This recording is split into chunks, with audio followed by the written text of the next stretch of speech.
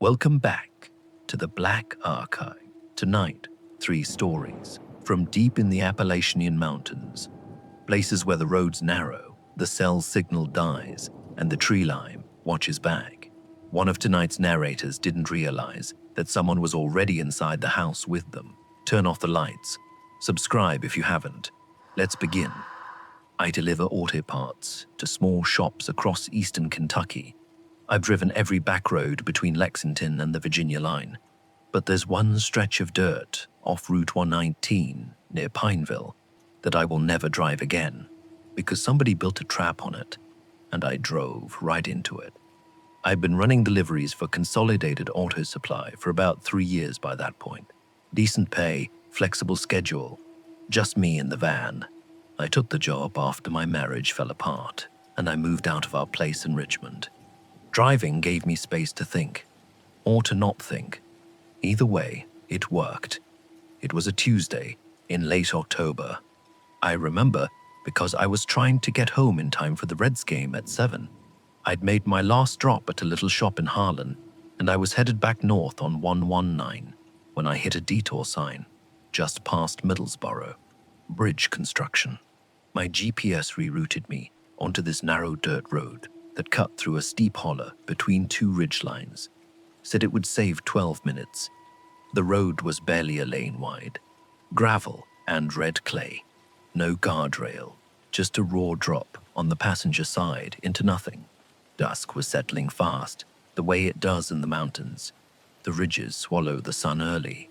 My dashboard radio was scanning for stations but only catching bursts of static and faint, distorted bluegrass music, the signal chopping in and out as the hollow walls blocked everything. I switched it off. My headlights were the only light. In any direction. I came around a tight switchback and my headlights hit a massive fallen pine tree lying completely across the road. Trunk was at least 2 feet wide. On the far side, maybe 30 yards past the tree, a rusty pickup truck sat idling with its parking lights on. No one visible inside. No flashes, just sitting there. I stopped. Put the van in park. My first thought was storm damage. Maybe the truck driver got stuck too and was waiting for someone. I nearly got out to walk up and ask. Nearly popped the door handle. And everything. But something kept me in my seat. I can't explain it. The truck was just waiting. Engine running. Nobody got out. Nobody waved or flashed their lights. I checked my phone. No signal. Not even one bar. The time said 6:23 p.m. I looked at the tree again. Really looked. The base wasn't jagged or splintered the way wind damage looks.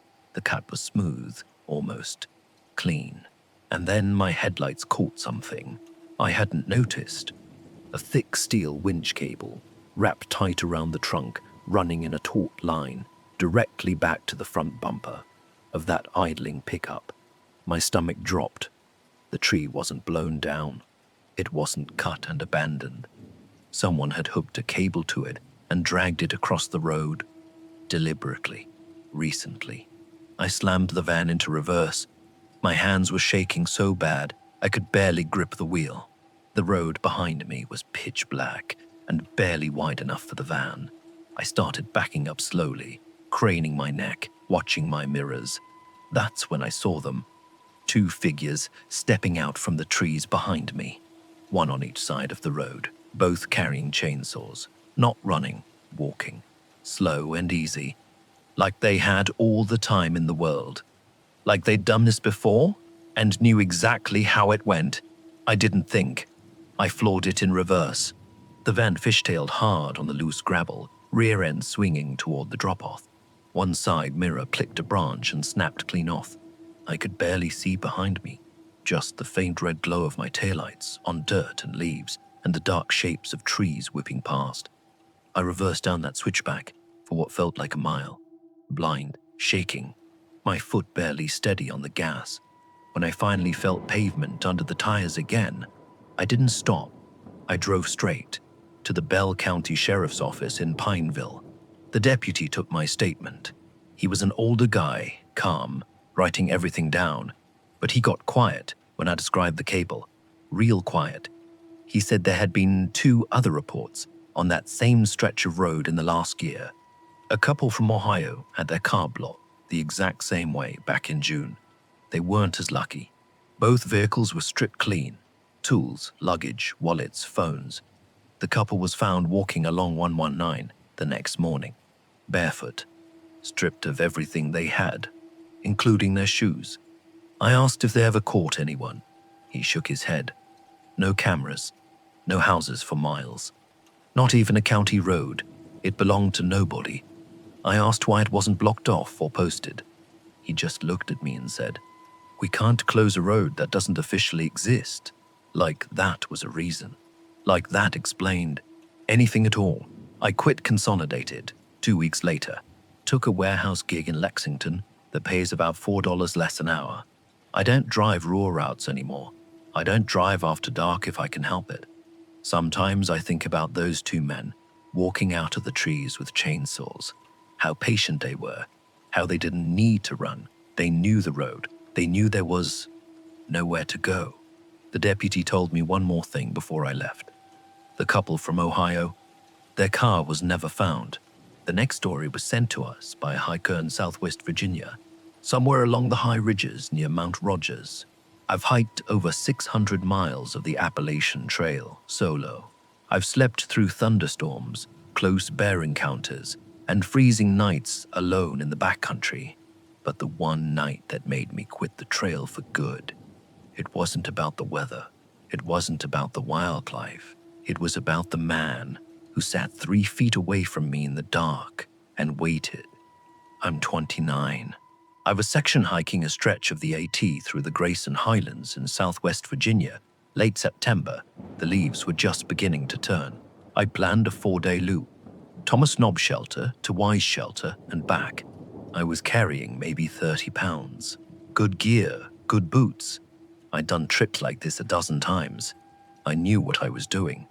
Day 2, the weather turned. A cold front rolled in, faster than the forecast called for. By 3 in the afternoon, it was pouring. Not regular rain, but that heavy Appalachian downpour, where the fog drops to ground level and you can't see 20 feet ahead. Temperature fell into the low 40s. I made the call to push for the nearest shelter instead of setting up my tent in the mud. I found it around 5. A standard 3-sided wooden lean-to, maybe 8 by 10, with a raised sleeping platform and a tin roof. Empty. I set up my bag, ate a cold dinner, peanut butter on a tortilla wrap, and sat cross-legged, reading the shelter's public logbook. There was a funny entry from a hiker called Trail Magic Mike, written in bright purple gel pen just 3 days earlier. Something about leaving Snickers bars at the next road crossing. It made me smile. That kind of trail kindness is the whole reason I hike. The rain got heavier after dark. I was zipped into my sleeping bag by 7:30, headlamp off, listening to the downpour hammering the tin roof. That's when I heard footsteps on the trail. Heavy, slow, not the rhythm of a hiker with trekking poles, just boots on wet ground. A man stepped into the shelter opening, soaking wet. He was wearing heavy denim, jeans, a denim jacket, work boots. No pack, no rain gear, no headlamp, nothing you'd carry on the AT. He didn't say a word. He walked to the far corner of the platform, sat down about 3 feet from my feet, and stared at me. "Hey," I said, "rough night out there." He didn't answer, didn't nod. Just sat there, dripping onto the wood, watching. I told myself it was fine. Shelters are public. Anyone can use them. Maybe he was a local who got caught in the storm. Maybe he was shy, or just weird, not dangerous. I told myself that probably 500 times.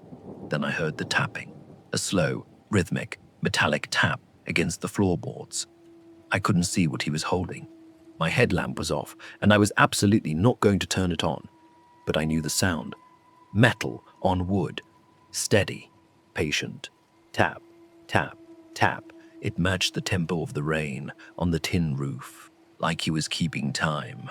I didn't sleep, not for 1 second. I lay in my bag with my right hand wrapped around my bear spray, safety cap already off, thumb on the trigger. I controlled my breathing, slow and deep, in through the nose, out through the mouth. I pretended I was asleep. I pretended hard. The tapping didn't stop. For hours, he never shifted position, never coughed, never lay down. Just sat in that corner, tapping, watching. I know how this sounds. People will say I should have left, but it was pitch black, pouring rain, 43 degrees, and I was on a ridge trail with zero visibility. Leaving meant hiking blind through a storm with a stranger somewhere behind me. Staying meant I could watch the only way in. I stayed. Around 4 in the morning, the rain started to ease. By 5, it stopped. The silence, after hours of downpour, was almost worse than the tapping. I cracked one eye open. Gray pre-dawn light was filtering through the trees. The corner was empty. He was gone. No sound of him leaving, no footsteps. Just gone. I sat up. My hands were still shaking. I looked at the corner where he'd sat all night. The logbook was lying on the floor, torn open to the page, with Trail Magic Mike's purple gel pen entry, and beneath it, carved deep into the wooden floorboards, with what I now know was a large hunting knife, were 4 words. SH's asleep now. He'd carved them while I lay there, 3 feet away, eyes closed, pretending, and he knew I was pretending. I packed my bag in under 2 minutes. Didn't fold anything, didn't eat, just crammed everything in and moved. I hiked 6 miles to the nearest trailhead parking lot in soaked boots, shaking, looking over my shoulder every 30 seconds. Every snapped branch sounded like denim shifting. Every shadow between the rhododendron thickets looked like a man standing still. I filed a report at the Mount Rogers Ranger Station. They were polite. They wrote everything down. Said they'd send someone to check the shelter. I never heard back, not once. I donated all my gear to a thrift shop in Abingdon. I know that sounds extreme. I just can't be in those woods anymore. Not after lying there in the dark. Eyes shut, telling myself I was safe, while a man with a knife sat close enough to touch me and watched me breathe. The thing that keeps me up at night isn't what he carved. It's that he carved it while I was right there, and I never heard the blade. Our final story tonight comes from East Tennessee, just outside the boundary of Great Smoky Mountains National Park. The rental listing said, floor-to-ceiling windows with panoramic mountain views. What it didn't mention was what those windows look like from the outside. At night, when every light in the cabin is on, and you're sitting in the middle of it, like something on display. I'm a software developer out of Nashville, 34.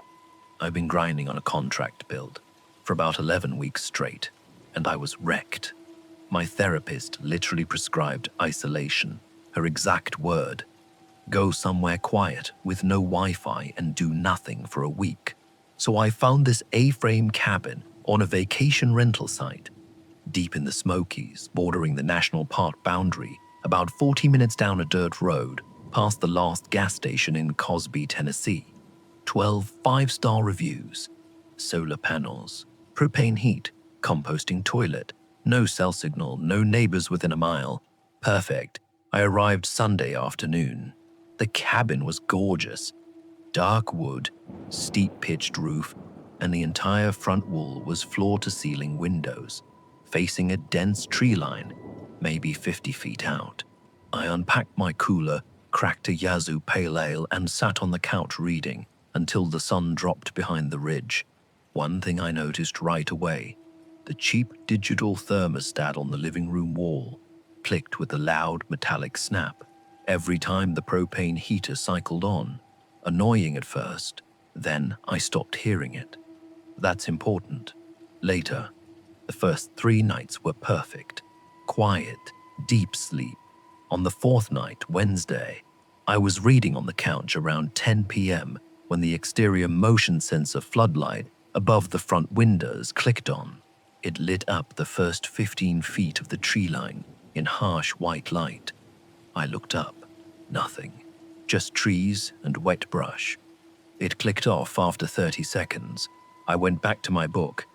20 minutes later, It triggered again. Same result. Empty tree line, bright as a stage.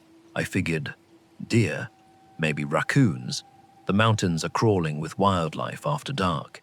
I went to bed. Thursday night, same pattern. The light clicking on. Every 20 minutes or so, always that same interval. Always nothing visible. Friday morning, I walked out and checked the sensor. Working fine. Detection range was about 40 feet. Something was entering that zone, triggering the light, and either retreating or going completely still before I could spot it. Friday night, I sat on the couch and watched. Light clicked on at 9:47. Nothing. Off. On again at 10,008. Nothing. On at 10:26. I pressed my face against the glass, scanning every inch of the tree line, and then it hit me. I was sitting in a fully lit glass room, every lamp blazing, kitchen light on, overhead on, staring out into pitch darkness. I couldn't see a thing out there, but anything out there could see everything in here. Every room, every movement. I was sitting in a fishbowl. I'd been in a fishbowl for 4 nights. I almost talked myself down, almost convinced myself it was just animals, and I was being paranoid. But the light kept triggering. Every 20 minutes, whatever was out there was circling, pacing, watching. I checked the rental listing. I'd saved the page before losing signal. 12 5-star reviews. I read them again, carefully this time. 3 separate guests mentioned the motion light. One wrote, light triggered a lot at night, probably just animals. Another, floodlight outside went off a few times, nice security feature. A third, motion light kept coming on. Thought it was bears, but never saw tracks. 3 different guests. Same light. Same pattern. No one ever saw what triggered it. That was the moment. The fear became something else. Not paranoia. Certainty. Something had been doing this for months. Maybe longer. Coming to the tree line. Watching whoever was inside. And every single guest had sat exactly where I was sitting, lit up, visible, exposed, and never known. The thermostat clicked, the heater hummed, and I realized how many small sounds from outside I'd been missing every time that unit cycled on.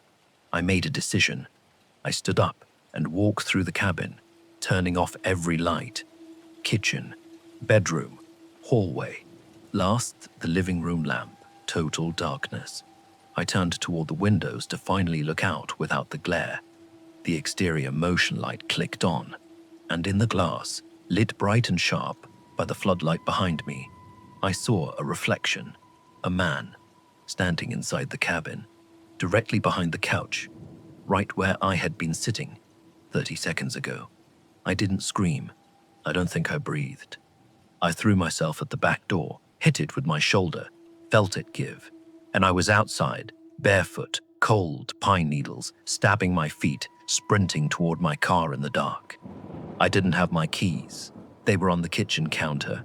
I ran down that dirt road for over a mile in the pitch black until I hit pavement and flagged down a passing truck.